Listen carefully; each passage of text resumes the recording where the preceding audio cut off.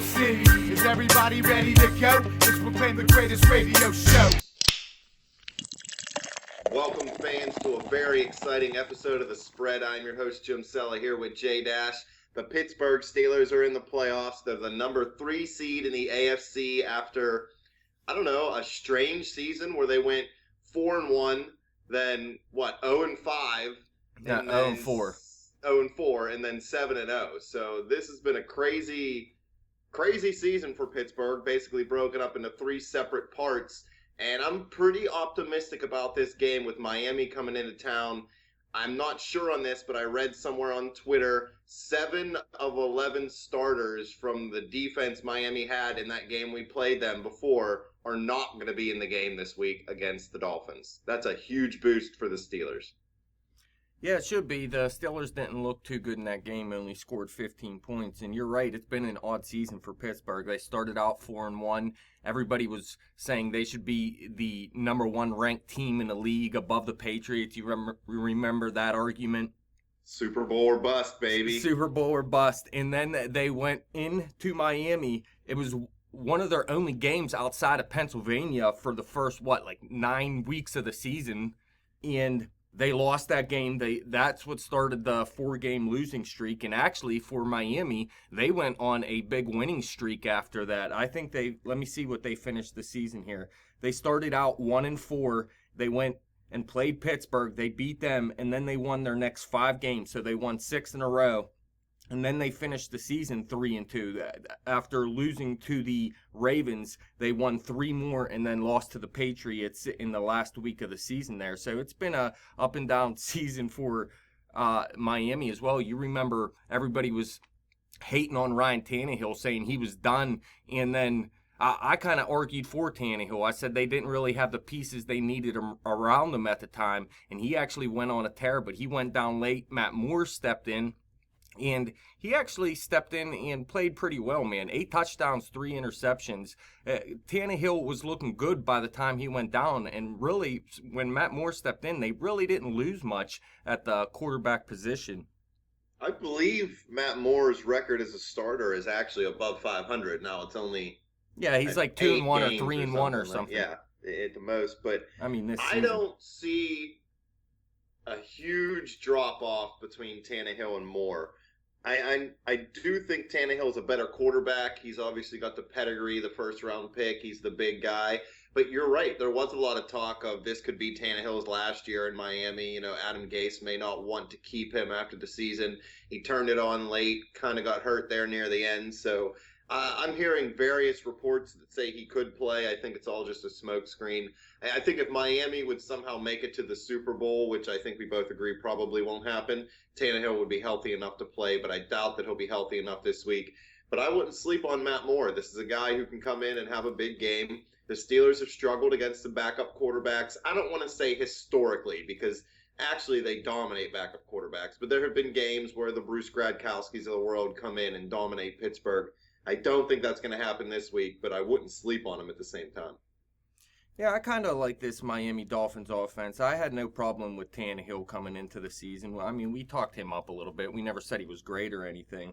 But I like the weapons they had around him. Jarvis Landry is one of my favorite players in the league. And actually, he's had a quiet year. Nobody's talked him up too much this season. He hasn't had the huge games or anything, but he still ended up with 94 receptions, 1,136 yards, and 4 touchdowns. I think it's the 4 touchdowns that kept him out of that elite talk this season, but I believe he is an elite receiver, and I actually seen Tomlin compare him to Hines Ward. Now, I think Jarvis Landry gets a little bit too riled up in games. You remember Hines Ward, he got fired up in games. Jarvis Landry gets a little bit too fired up sometimes and acts like an idiot, but he's still one of my favorite players. And then Devontae Parker's another guy that is starting to get a bigger role in this offense. He's still a young guy. Was it last season was his rookie year? I believe so. This year, he's had a much better season. 56 catches, 744 yards, tied with Jarvis Landry with 4 touchdowns. And he had a few big games later in the season. He kind of slowed down over the past couple weeks.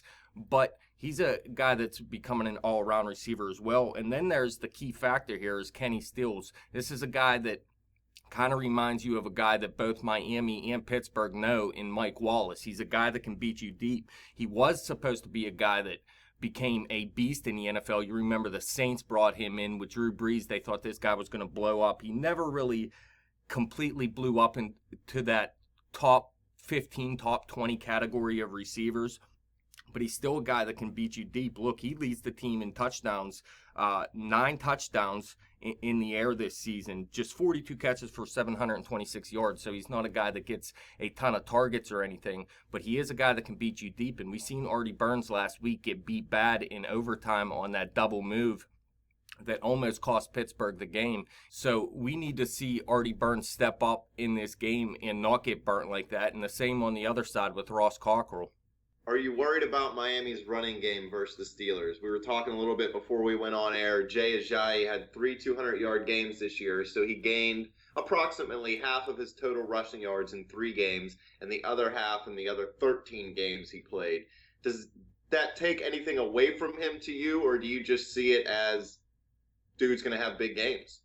Well, you got to remember, too, he didn't really start the season as the feature back. You remember everybody was talking Arian Foster. He actually ended up retiring at some point in this season. I think it was right before that Pittsburgh game, actually, wasn't it? Because Jay Ajayi stepped in and ran for 200 yards, and everybody just forgot about Arian Foster. It might have actually been right after that. Arian Foster might have said, oh, shit, Jay Ajayi just blew up. I'm done. Yeah. But you got to remember, Ajayi through the first 5 games, really the Miami offense through the first 5 games was nothing. So it really, he's still a young guy. I think he's out of Boise State. We liked him when he came out of college. He never really did too much, but this season he blew up, man. And I mean, 1,200 yards, I know 3 200-yard games, 1 against Pittsburgh, 2 against Buffalo, actually. But I think this is a good running back. Buffalo. What's that? And Le'Veon had 200 against Buffalo. Their defense is crank. Yeah, please believe it. Buffalo's defense is garbage. But really, you look at Miami, dude. Their defense isn't much better. Yeah, they're. I think they rank 18th. Yeah, 18th in points allowed with 23.8. But they're actually at the bottom of the league in pass yards allowed and rushing yards allowed. So this offense, if Big Ben is on his game, should be able to do big things. And actually, this defense for Miami kind of reminds me of Pittsburgh's defense the past couple years. Not this year, the past couple years when they let up a ton of yardage, but they really didn't let up too many points. You know what I mean? They kind of shut them down when teams got into the red zone. But for this Miami run game, yeah, I mean, that's what Pittsburgh has to stop. We've seen Pittsburgh over the past 2 games that let up 350-some yards rushing combined against Baltimore and Cleveland. Most of that against Cleveland. Isaiah Crowell blew up against them. So I know Stephon Tuitt wasn't in that game. Javon Hargrave got injured. You said they are most likely going to be back for this game, correct? Tuitt will. Hargrave, I think, is still up in the air, but the reports are saying that he'll play. I mean, that's big. So, yeah, that's the main thing we got to do. I know Matt Moore, he's only thrown 3 picks, has 8 touchdowns, so he can beat you in the passing game. Like I mentioned, I like a couple of these receivers, especially Landry, but I think the focus is on stopping Jay Ajayi. You don't want him to run for that 200 yards again. Now, what about the Steelers' offense? The Dolphins are a little more susceptible to the run than the pass. Not that they're good at either one, but they're a little worse against the run. Is Pittsburgh's offense going to load up and run the ball down their throat like they did to Buffalo, or do you think you'll see more of Ben Roethlisberger? I mean, you'll see at least 25 passes out of Ben, but I think you got to feature Le'Veon Bell, man. That's how they won games this season. It's been defense and Le'Veon Bell, and I know they went, 3-1 without Le'Veon to start the season? No, 2-1 without Le'Veon to start the season, correct? Yeah, yep. But when he came back, man, they started featuring him, and they really needed to because Big Ben, you remember, he went down with an injury, and when he came back, he really wasn't himself for a good while there. They really weren't passing the ball that well, and it was all Le'Veon with this offense, and I don't think you want to change your game plan right now because, yeah, Miami can't stop the run, and when a team can't stop the run, it makes it even harder to stop the pass if you're gaining chunks of yards on the ground. And Le'Veon Bell can do that. So if he can do that, it should open things up for Big Ben and Antonio Brown, Eli Rogers out there, and hopefully Ladarius Green. Hopefully he plays in this game as well. But I think you do want to feature Le'Veon. I think that's your best player. He might be the best player in football. So feature him. I mean, they ran him in the ground late into the season. He had, 30-some carries multiple times late in the season there. And I think they let off of him 2 weeks ago, gave him 20-some carries, and then last week they sat him. So I think they're going to run him into the ground in the playoffs as well. So during this winning streak, the Steelers' offense has started to run the ball a lot more, and then the Steelers' defense has started to play a lot better. Is there a correlation between the two? Is the defense playing better because the offense is controlling the ball better? And not necessarily longer, but better. You can have the same time of possession if you have one long 9-minute drive, but a bunch of 3-and-outs. With this offense not having a lot of 3-and-outs in this winning streak, is that what is making this defense play better? Or do you think these young guys have just started kind of figuring things out a little more? I mean, it's a combination of both. Obviously, when Artie Burns and Sean Davis and Javon Hargrave started to get more playing time, things definitely changed defensively. But you can't deny that the ball control offensively helps as well with Le'Veon Bell, including Big Ben. We seen it last week with against the Cleveland Browns.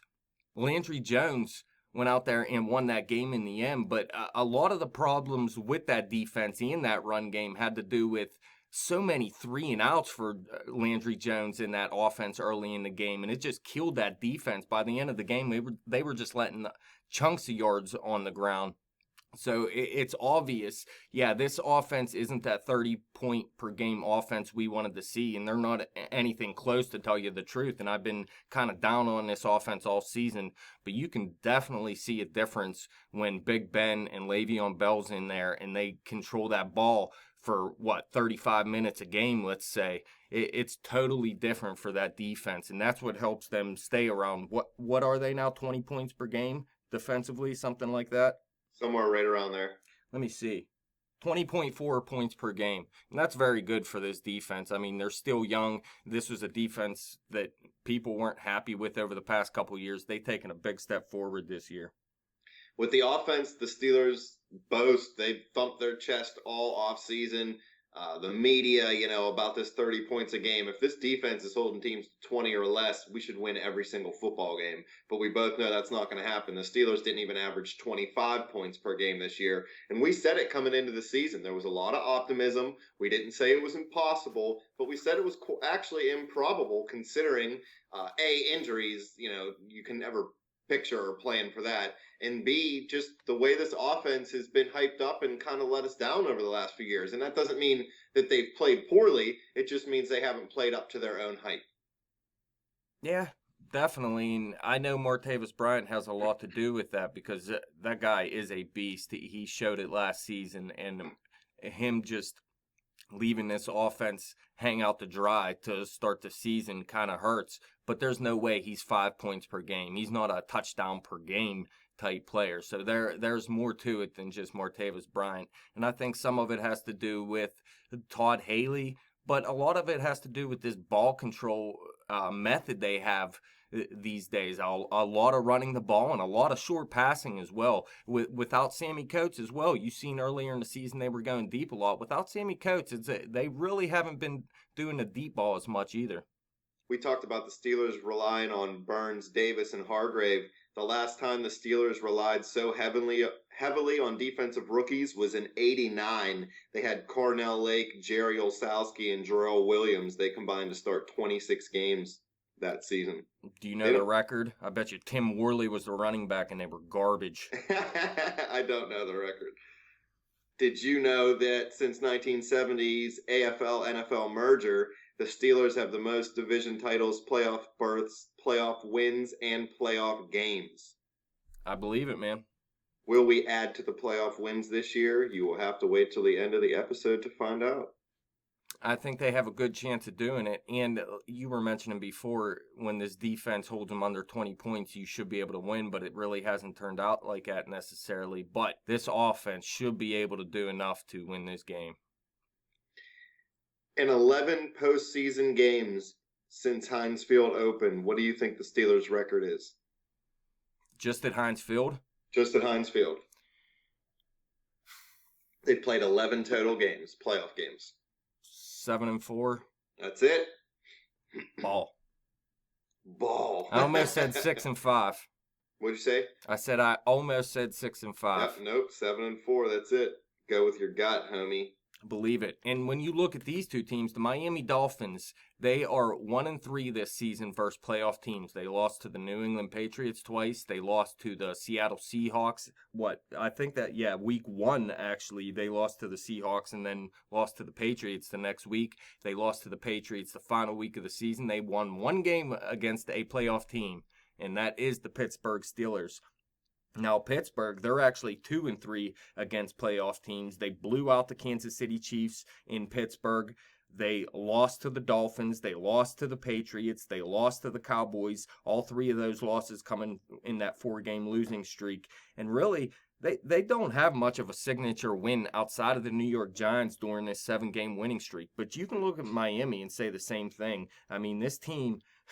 Their wins are against garbage teams. Like I said, they started out 1-4. That one win, the Cleveland Browns. And then they went and beat the Pittsburgh Steelers. This is their biggest win of the season.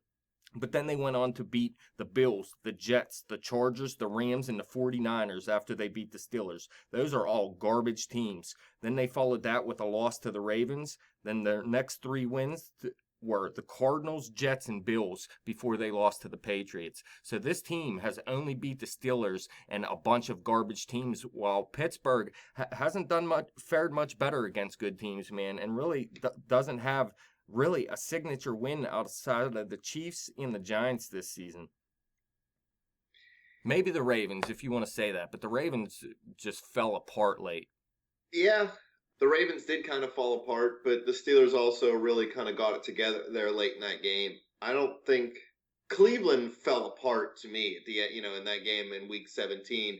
I think Baltimore, they're a team on the cusp. They just made a mistake here or there, and that really kind of hurt them. And I understand we don't have big statement wins this year, but we have tough wins. We won some closer games. At first, we were only blowing people out or getting blown out. It changed. I like the way the Steeler team looks now compared to even when we were 4-1. I like the offense better now. I'm not sitting here saying it needs to go back to the football of the 70s, 3 yards in a cloud of dust, but I like featuring Le'Veon Bell in this offense. He's your best player. Antonio Brown, his passing yard or receiving yards have dropped off by around 500 this year. That's not a knock on Antonio. That's saying that we haven't had a legitimate number 2 receiving threat all season. So outside of Brown, some of these guys are playing well. I'm not knocking these young guys like Kobe Hamilton or DeMarcus Ayers or Eli Rogers, but we just don't have that legitimate number 2, and it makes it more dangerous because they can triple cover Brown half the time. And then, they know we're probably going to one of these other guys, and these young guys are more prone to make mistakes. So I like this offense. I like the Steeler team right now. And I like, how we mentioned earlier that the running game complements the defense, because I think if that defense gets exposed, the Browns had the ball for like 9 minutes more than the Steelers did in Week 17. They're terrible, and they almost beat us. So it goes to show that this defense can't be out there for long stretches of time. And the only thing I think Miami can really do to beat Pittsburgh is if they can get up early and then continually run the football. And if the Steeler defense can't stop the run, I think that's Miami's recipe to success. And I really think that's the only way, because I don't see Matt Moore beating them through the air. What do you think about Vegas having it at -10 for Pittsburgh? At first, I thought it was going to change so quick and that they just wanted to get some money on Miami to start off, because you know how they like to get even money on both sides. And then the line's still at -10. It's just astounding to me. I don't get it. It's hard for any team in a playoff game to win by 10 or more. I mean, these are all pretty good football teams, or they wouldn't have made the playoffs. It's not like other leagues where, half the freaking league ends up in the playoffs. It's tough to make it in the NFL, and for any teams to make it. The Seattle line's -8 too. I don't get that either. Detroit's defense is pretty good. Yeah, I agree. You look, though, the Miami Dolphins, their last 4 losses have came by at least 13 points. So when they lose, it's not really a close game. You look the last game of the season. They lost 35-14 to the Patriots, and they lost to the Ravens 38-6 a few weeks before that. So they do get blown out when they lose. But I agree, in a playoff game, things are a little bit different. I don't think teams really go out there and just blow teams out too much. I mean, you see it happens, though. Remember when the Jaguars put up like 62 points in a game or something? That was Dan Marino's final game of his career, wasn't it? Oh, was that against Miami? Oh, yeah. Oh, They nice. slaughtered them. Will Pittsburgh put up 62 points this week? I hope not, because I'm probably taking Miami. Yeah, I doubt it, honestly. The Steelers, they don't even have a 40-point game this year, do they? They have one, maybe? I do know they did it against Kansas City. Oh, that's right. They did have that one big game. Yeah, so they blew them out. Well, what questions you got for me this week? Oh, yeah, we didn't do that last week because we didn't even care about the game. Nobody cared. How about this, man? Matt Moore has been sacked one time since taking over. And really, Ryan Tannehill wasn't sacked too much either. So the Miami Dolphins offensive line has had a very good season, keeping players off of their quarterbacks and letting Jay Ajayi run for 1,200 yards when really he didn't do too much through the first 5 games of the season. So you got to give credit to this offensive line. But we know there was a big change early in the season for the Pittsburgh Steelers. They were really not rushing the quarterback at all, not getting to him at all. I think they had, 7 sacks through the first 5 games maybe. It could have been even worse than that. And then they turned it around. They started rushing 4 or 5 most times, and that really changed everything for them. When they started getting to the quarterback, this team really turned a corner and turned into a Super Bowl contender. Will they get to Matt Moore this week? 2.5 sacks, over or under? I'm going to go over. I like the Steelers defense. I like the way they fly around the ball, and I really just like the style of defense they've played since they've come out of the bye week. They've changed it up. Like you said, they started rushing the passer more. They tried it a little bit early in the season, but they weren't getting there, so it was leaving them exposed. They started doing something different. I don't know what it is, but now they're getting there, and they really ramped it up. I'm going to give them over. I think they can get 3 or 4. All right, last time out, we knew Jay Ajayi ran for over 200 yards. He did it twice against the Bills, like we mentioned before. This guy has 8 touchdowns on the season as well, so it was a big season for Ajayi. Now, he's not completely healthy. I know he got a little bit of injury issues going on right now. They also got Kenyon Drake out there and Damian Williams. Combined, they have 68 carries on the season and 5 touchdowns on the ground. So they do have other options out there. I kind of like Kenyon Drake a little bit, but Jay Ajayi, I don't think he's going to do 200 again, obviously. But does he break the 100-yard mark? I don't think the Steelers even give up 100 yards rushing at all, total. Nope, I think they're going to shut it down. Which running back in the NFL was stuffed behind the line of scrimmage more than any other this season? I don't know. Arian Foster. Jay Ajayi. Was it Ajayi? Which running back was stopped behind the line of scrimmage the least in the NFL this year? We know the answer to that. Le'Veon Bell, baby. Please believe. Bluff Although and he die. did get stopped behind the line a few times late in the season there. He probably quadrupled the number just in the last 2 games there. Yeah, to like 8. But yeah, that's another thing. Ryan Tannehill's a quarterback. He's not necessarily fast or anything, but he can get some rushing yardage for you. He had 164 yards rushing on a season before he went down. Matt Moore has 1 carry for -1 yard. It was probably a kneel. So this guy does not run. So he's going to be standing back there. He's not going to take off. So you have to get after him. Let's see, one more. Who is the number 4 receiver in this game? For the Steelers? Yes. Yeah, this is a question we touched on a little bit in the recap of the Browns game. You obviously have Antonio Brown. You have Eli Rogers. You have Darius Hayward-Bay. You have Kobe Hamilton. And then it's either Sammy Coates or DeMarcus Ayers. So I honestly don't even know the 5 guys that they're going to dress. So to guess a 4th receiver, I'm going to say it's Sammy Coates just because I guess you could say they know what they have in him, and I understand that he hasn't been producing down the stretch. He also has been injured with the laceration, and then what else was it? Some fingers that were broken, and then he had maybe a pulled hammy or something like that. This is a guy that can still run down the field faster than anybody on the team. He can still draw a pass interference penalty. He can just open up the defense for Le'Veon Bell in that run game. So I think Sammy Coates gets it, and I think he gets 10 snaps, maybe 10 to 15 snaps, depending on how it goes. All right, so what's your key to victory? Run the football. I want to see Pittsburgh run for more than 150 yards. I want to see him hold the ball for almost 40 minutes. I don't want to see Roethlisberger have to throw it more than 30 times. If he does throw it more than 30 times and we still win, obviously I'm happy with that. But I don't want him to have to throw it. I don't want to be behind. And if you can run the football, wear down that defense, wear them out. We've seen Le'Veon do it before. He had over 200 against Buffalo. I mean, people say that we're running him into the ground. We keep saying it, but this kid's in excellent shape. I don't know if you've seen any of the pictures of him shirtless. It's ridiculous. This kid can handle it, barring injury, knock on wood, obviously, to soft tissue or ankle or something. I think he can handle it, at least for 4 more games. I'm going to say the obvious, and that is what the Pittsburgh Steelers were unable to do the past 2 weeks and what they were unable to do against Miami the last time out, and that's they have to stop the run game, whether it's Ajayi, Kenyon Drake, or Williams. It doesn't matter. I mean, this team has let up way too many yards on the ground. Now, they did come out with wins in both of those games, and I think they got lucky doing so, and you can't keep letting up yardage like that on the ground and expect to come out with the win, especially in the playoffs. And we see Matt Moore. He looks pretty decent. Everybody said Miami was done when Ryan Tannehill went down, and Matt Moore just stepped in and did his job. 8 passing touchdowns since he took over, so he's done a very good job.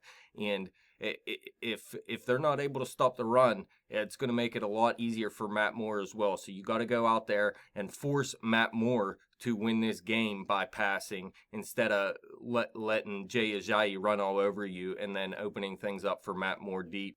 See, I think, just like we said a little bit ago, I think both of our key to victories go hand in hand, because if they can run the ball and control the clock, I think the defense naturally stops the run better because they're not as tired. And if the defense can stop the run and force the Dolphins into a lot of 3-and-outs and give the offense a lot of chances, then obviously, they have more chances to score. So I think those are 2 of the biggest things. A lot of fans don't really realize how running the football really sets up any team for doing anything else. Even in the years the Patriots didn't run the football a lot, yeah, there were a few games where they'd throw the ball like 50 times a game and only run it maybe 10 or less, but those were sporadic. Late in the year, they always started running it more. It really means a lot to a football team. So who comes out as your player of the game?